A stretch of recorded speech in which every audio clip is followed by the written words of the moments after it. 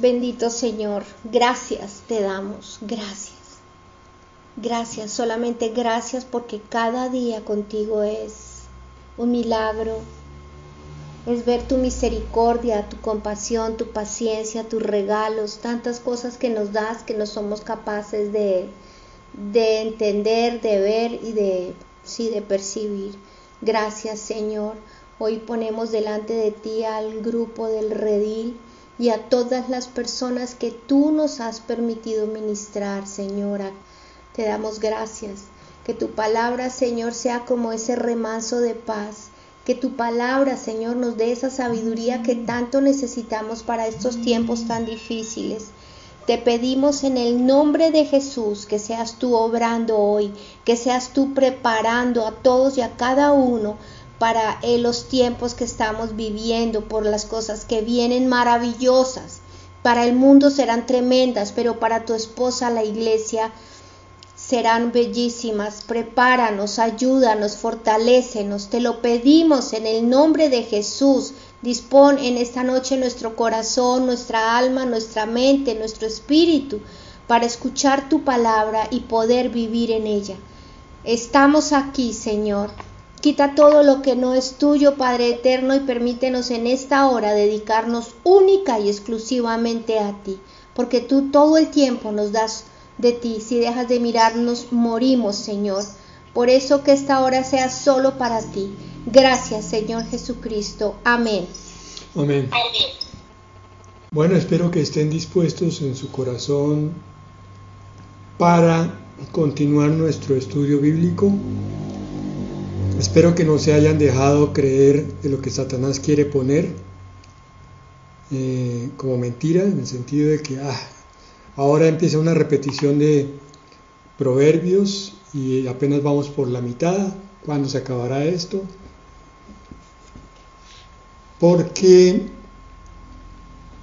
a veces en nuestro corazón como pastores hay emociones muy encontradas. Unas veces es de gozo, pero otras veces es de pesar, de tristeza, de dolor, porque vemos cómo Satanás tiene azotado al pueblo de Dios, al pueblo cristiano, y muchísimo más a aquellos que parecen no creer en la palabra de Dios.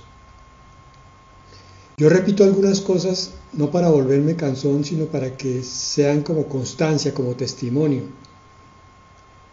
A lo largo de estos años de ministerio he visto repetidamente un fenómeno doloroso, que es el de las parejas que llegan a consejería. Algunas de ellas salen adelante, pero otras parecen no comprender que la palabra es poderosa. Me refiero a un caso concreto. En estos días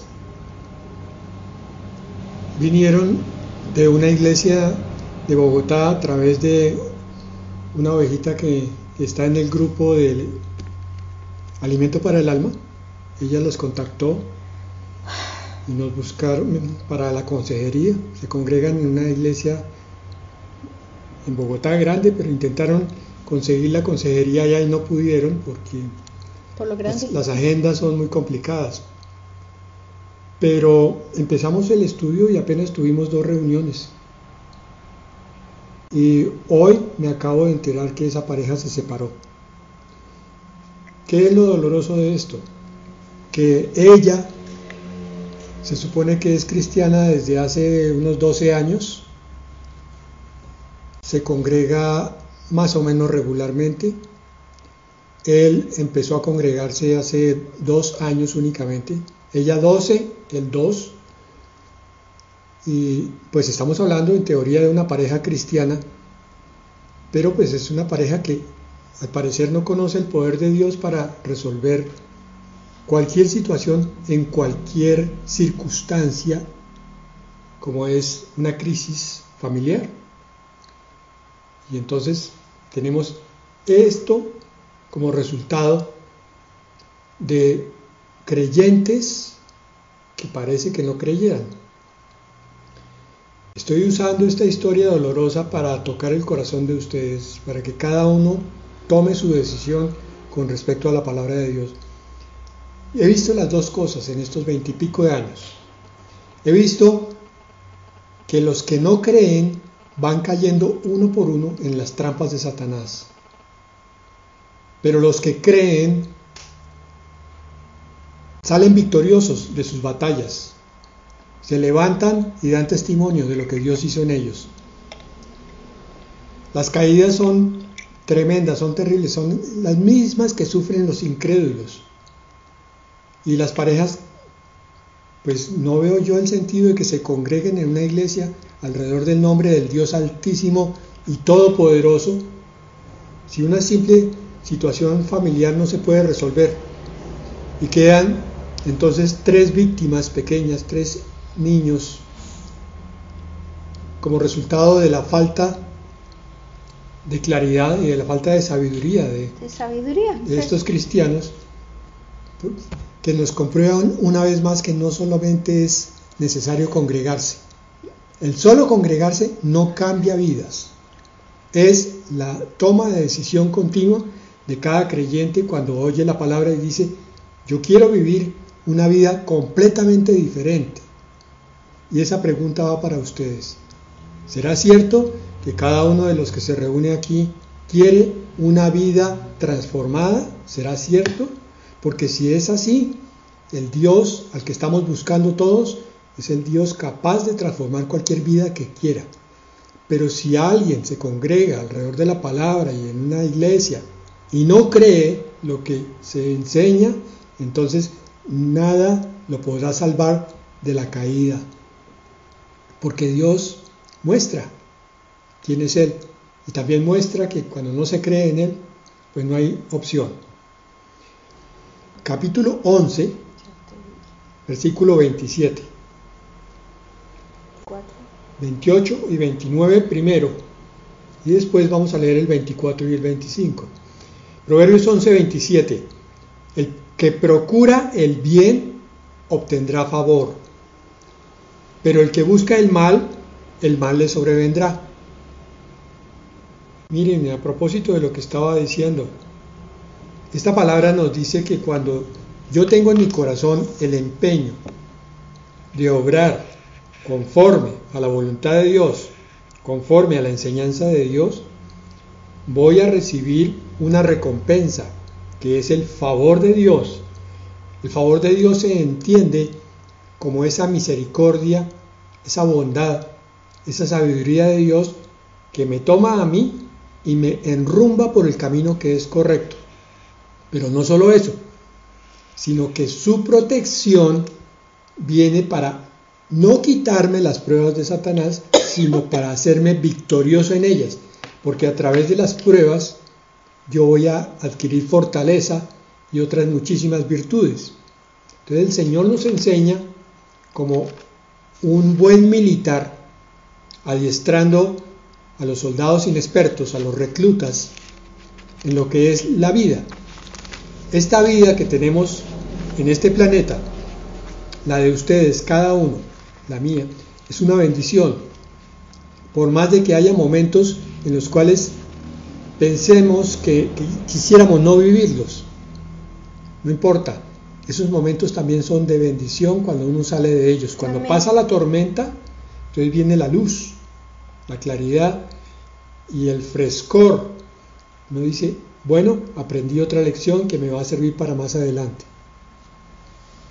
La vida es para mirarla con ojos de arriba, ojos sobrenaturales, porque es también muy triste ver que son demasiadas las personas que tienen una visión corta, una visión que solamente está enfocada en las cosas que la cultura dice. Entonces hay que trabajar, hay que producir, hay que consumir, hay que tener, y todo el mundo va de la nariz en ese despliegue de energía malgastada, y cuando se da cuenta puede que tenga cosas, puede que tenga una casa que ya no puede disfrutar como bendición, porque ahora la casa que iba a ser para bendición, si se caminaba en el camino de Dios, se convirtió en una carga. Lo mismo cualquier otra posesión o la misma familia. Todo lo que tenemos en nuestra vida aquí es para que Dios nos bendiga a través de eso, de las posesiones, de las personas, de las situaciones. Pero solamente cuando nuestros ojos están bien adiestrados espiritualmente, cuando hemos decidido sacudirnos de esa capa pegajosa y sucia con la que la cultura nos crió, y realmente nos desafiamos a buscar las bendiciones de Dios, es que vemos que la vida es buena. Yo he visto las dos cosas a lo largo de mis 27 años de ministerio. He visto a los que han sabido tomar la enseñanza de Dios y por consiguiente recibir este favor de Dios. Pero también he visto a muchísimos, no sé cómo calificarlos, algunos incrédulos, otros indolentes, otros perezosos, otros duros de corazón, otros amantes de las cosas materiales y no se despegan para buscar las espirituales, pero se congregan. Y estas personas que andan así en su vida mediocre y tibia, terminan golpeándose fuertemente, duro. El que busca el mal le sobrevendrá. No importa si abre una Biblia, si oye un sermón. Buscar el mal es no buscar la verdad de Dios. Cuando yo no estoy en el camino de Dios, estoy buscando el mal. Así crea que no es.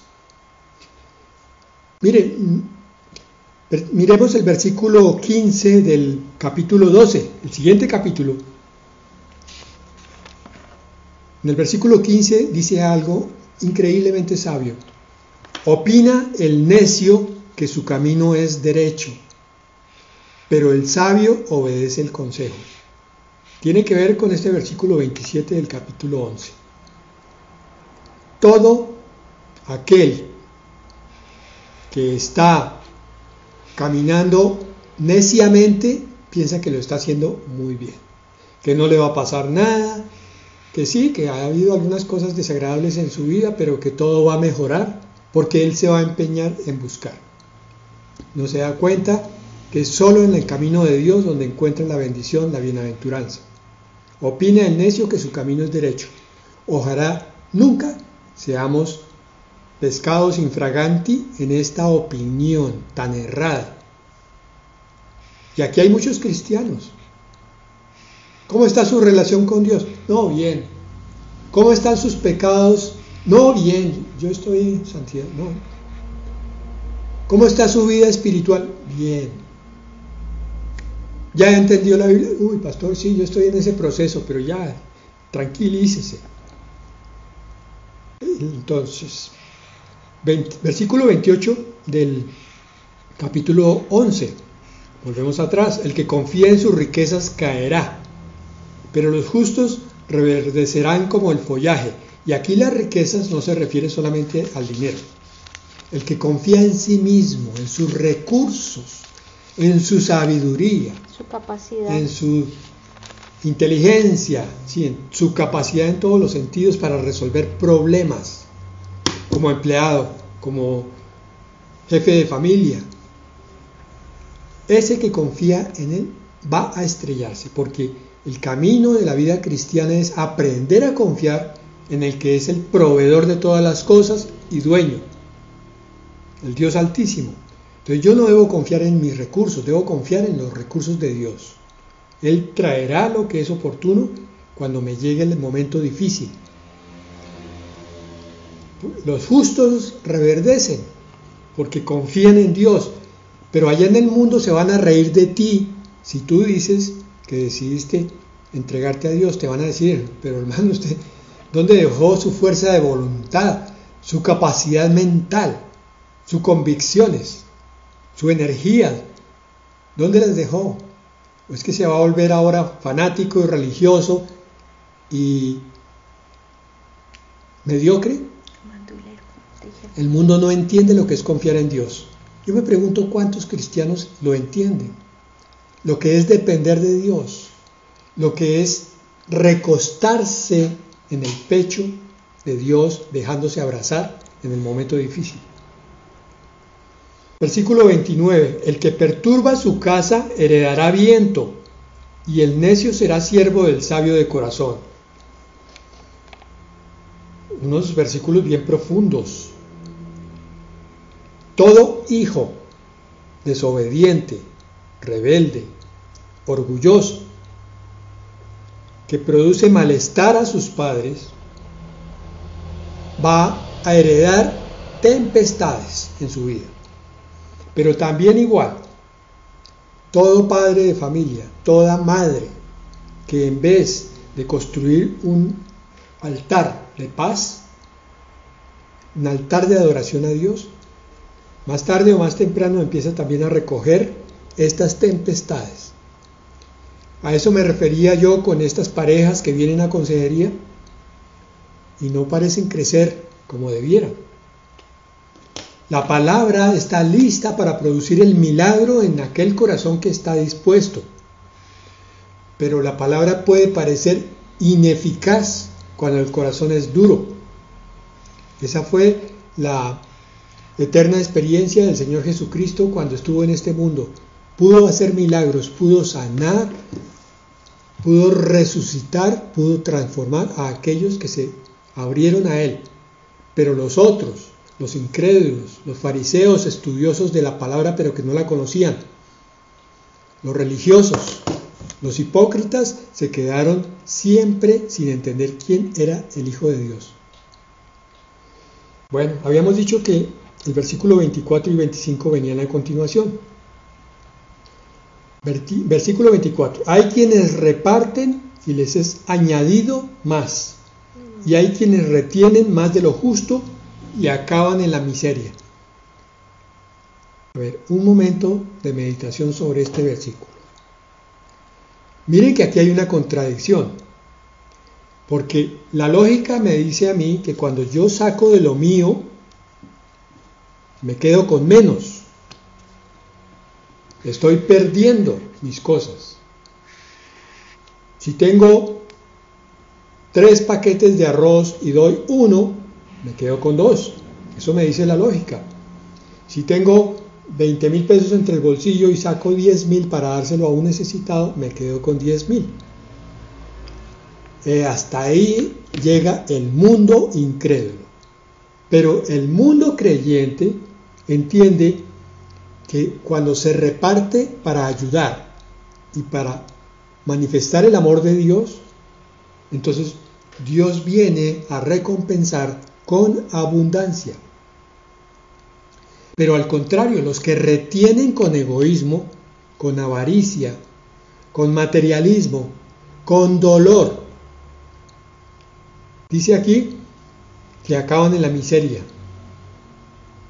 Esto también se refiere al aspecto espiritual.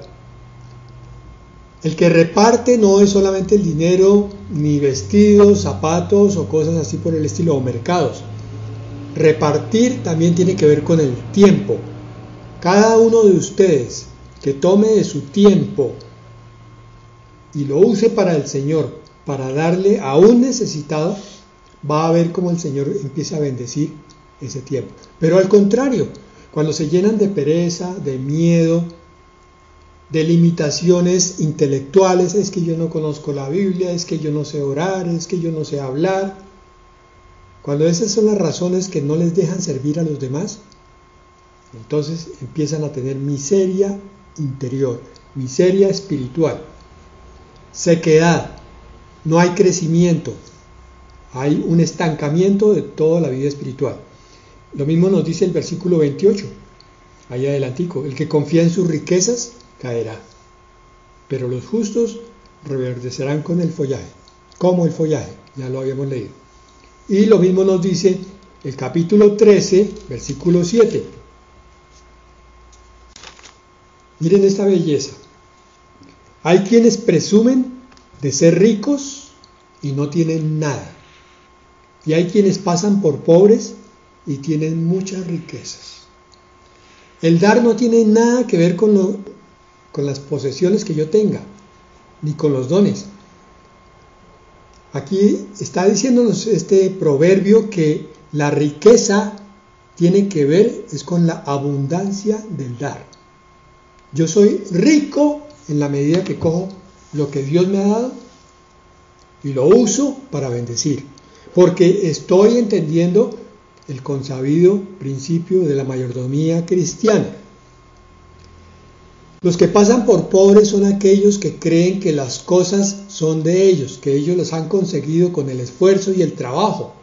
Entonces por eso tratan de retenerlas con avaricia, porque creen que su trabajo los hace merecedores solamente a ellos y a nadie más, y que no hay para qué darle de lo suyo a otros. Allá que trabaje, él verá. Si no tienes, porque no trabaja. Esa es la cortedad de criterio. Pero el cristiano que ha desarrollado su visión espiritual, que ha desarrollado su pensamiento como el de Dios, entiende que las cosas que tenemos aquí en este mundo no son nuestras. Mira tus manos, ni siquiera tus manos ni tus ojos son tuyos. Mucho menos lo que hay en tu billetera, lo que hay en tu corazón y lo que hay en tu espíritu. En los dones, el don del espíritu, el fruto, el amor, el gozo, la paz, no es para que tú las disfrutes y vivas amado por todo el mundo y tú en paz y los demás en resentimientos y en egoísmo. Es para que ese amor que Dios te ha dado a ti, tú lo enseñes a otros, derramándolo sobre otros, para que ellos a su vez aprendan a amar y empiecen a entrar en el camino de Dios. Tu paz no es para que te ufanes y digas Dios me dio paz, sino para que se la muestres a otro y le digas, hermano, el camino de la paz es la confianza en el Señor y la entrega a Él. Es la primera señal de que Dios está con usted, hermano. La paz de Dios lo llena cuando usted se compromete y entrega sus cosas a Dios. Pero por el contrario, mi hermano, si usted está muy estresado, es porque le están faltando muchas cosas por entregar. Ese debe ser tu discurso, mi hermano, cuando tú compartes, cuando tú eres rico, pero repartes. Cuando pasas por pobre es cuando te estás quejando de la vida que te ha tocado. Qué desgracia de vida, pero es que Dios no me ayuda, es que Dios no me entiende, Dios no me da lo que yo le pido. Y le pido una cosa y no me oye, y me da otra que no necesito. Eso no es Dios el que está obrando mal, el que está entendiendo mal las cosas es ese cristiano que está con corazón amargado y desagradecido. Pero ustedes me van a decir, pero pastor, hay momentos difíciles en la vida. Claro que sí, hermanos. Y hay momentos para llorar, incluso. Pero tu lloro debe ser por un momento, un tiempo. Y después te levantas en sabiduría y empiezas a entender que hay palabra de Dios suficiente para mostrarte que la voluntad de Dios siempre es buena. Y que cuando Él obra, así te duela, tú vas a sacar bendición entendiendo el corazón de Dios y sometiéndote a esa voluntad. Estos son los pobres que tienen muchas riquezas, ¿sí? Los que tienen a Dios lo tienen todo, no les hace falta nada. Pero el rico puede tenerlo todo a nivel material y si está sin Dios le falta absolutamente todo. Hemos visto personas que se han dedicado a conseguir cosas materiales únicamente y ellos ni se dan cuenta de cómo Dios ahora les está quitando poco a poco. Ellos invierten en algo y lo que están haciendo es que están perdiendo dinero por todos lados. Dios les dio abundancia, pero no la usaron para bendecir. La usaron para deleitarse ellos en su egoísmo. Y entonces ahora se están empezando a quedar sin nada. Miren, hermanos, si no aprendemos de esta sabiduría, entonces nuestra vida cristiana no va a ser lo que Dios quiere que sea. Y vamos a llegar al momento en que vienen esas pruebas que decíamos al principio, y obramos entonces como los demás, como los incrédulos, porque simplemente creemos que la persona que está al lado de nosotros nos está haciendo daño. Como es un dolor continuo, entonces salgamos de esa persona. Eso no es la voluntad de Dios para nada. Bueno, no vamos a leer todos los versículos, así que vamos a ir saltados. Capítulo 12, versículo 1. Una vez más nos recuerda, el que ama la instrucción ama la sabiduría. El que aborrece la reprensión es un ignorante. Nunca es un sabio que sabe más que aquel que lo está exhortando o instruyendo. Nunca. Nunca, como dicen a veces, es que yo me las sé todas. Nunca. Al contrario, la palabra dice otra cosa. Nadie sabe nada como debiera. Y hágase ignorante el que cree que sabe algo.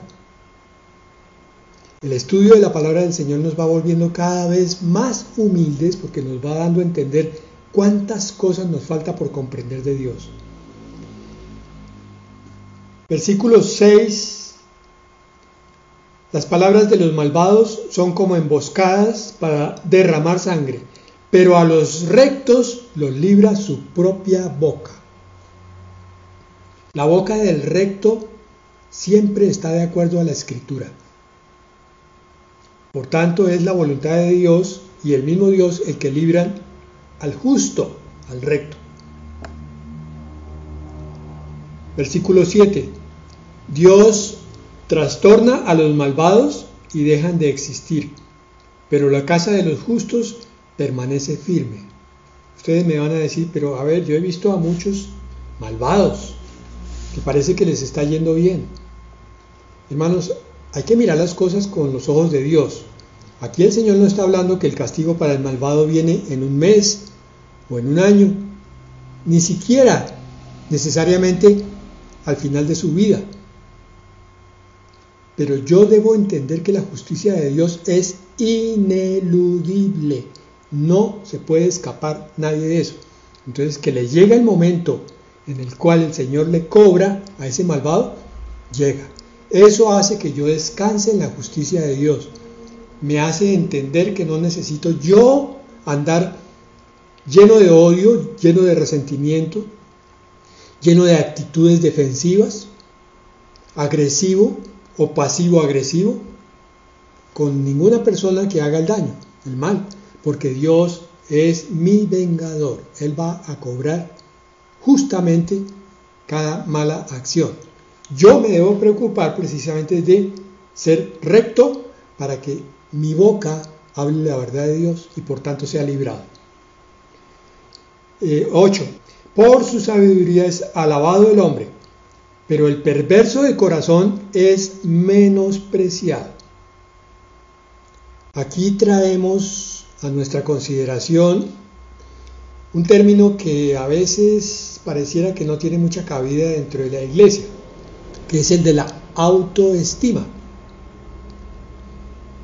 Y digo que no tiene cabida en la iglesia porque a veces se le da un enfoque puramente psicológico o humanista. Pero la autoestima es algo que toma Dios y reconstruye y levanta.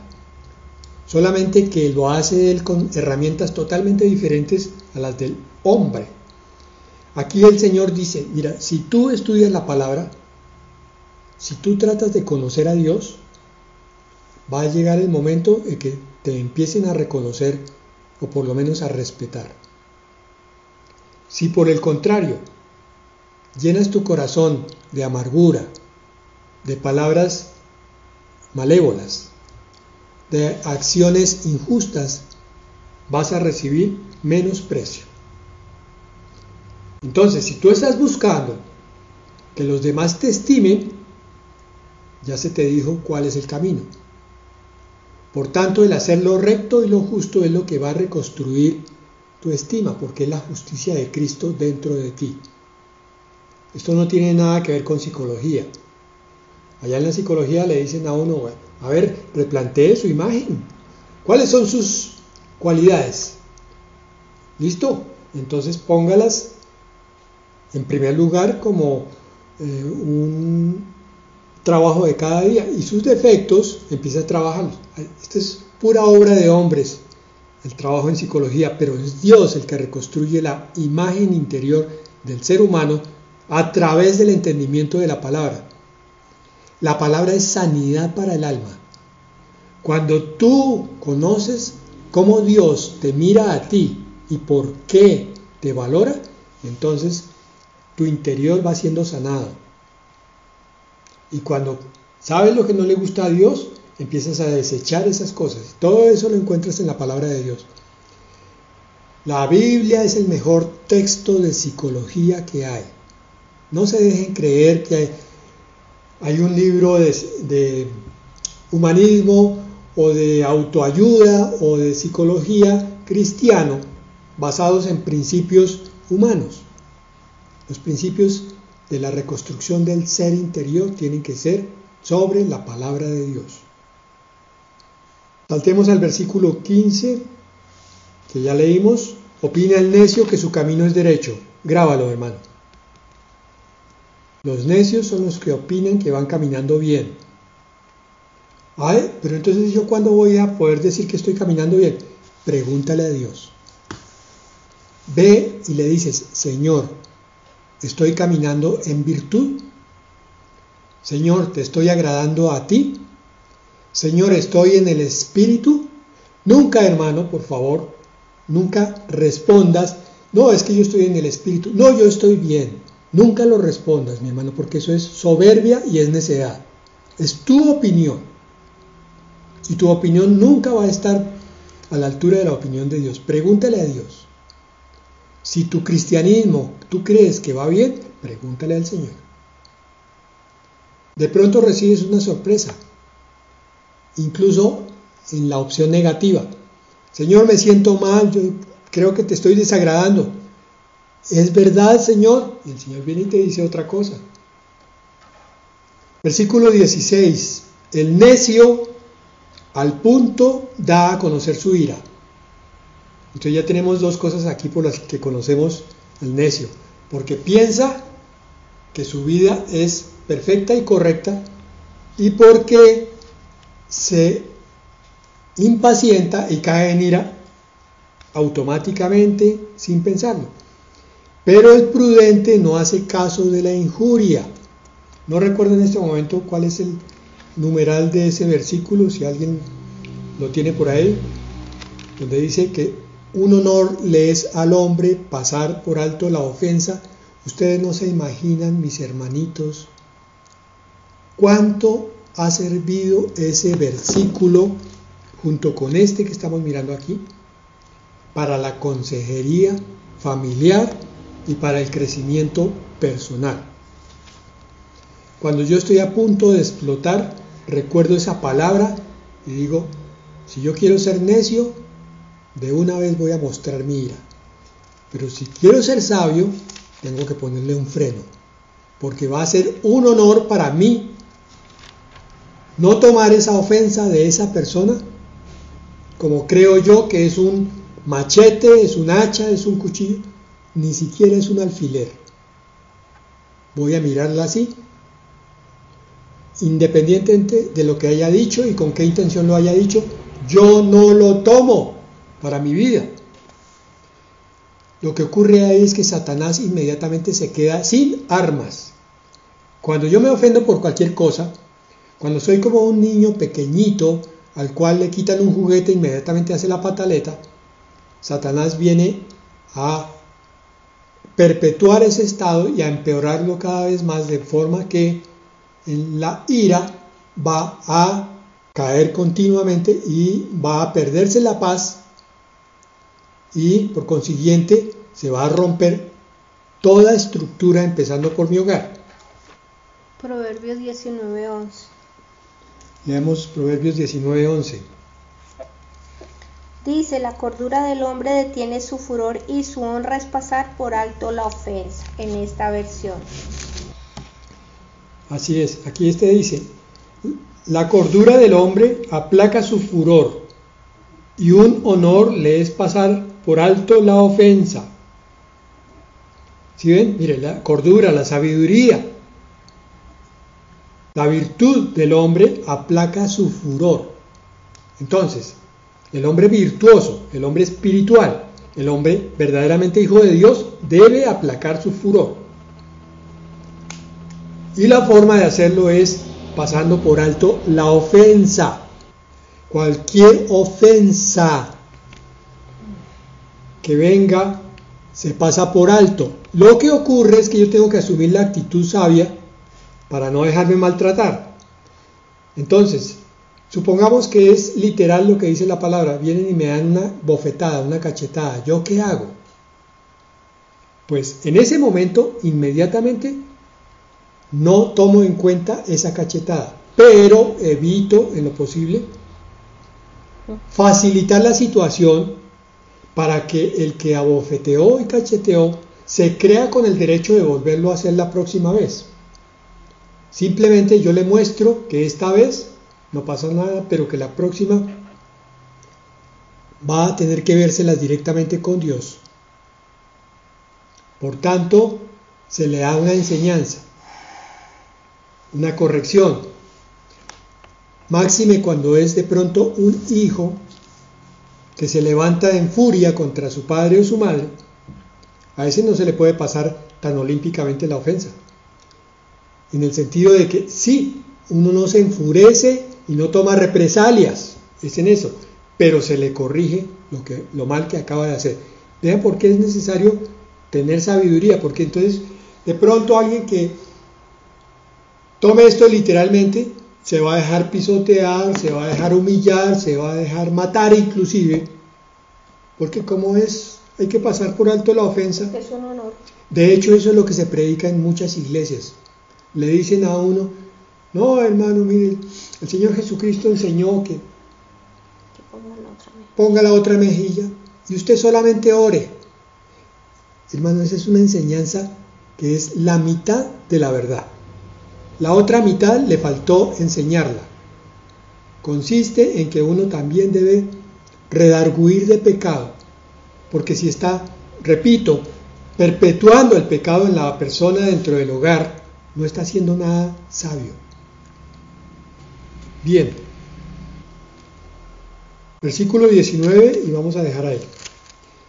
El labio veraz, o sea, verdadero, permanece para siempre.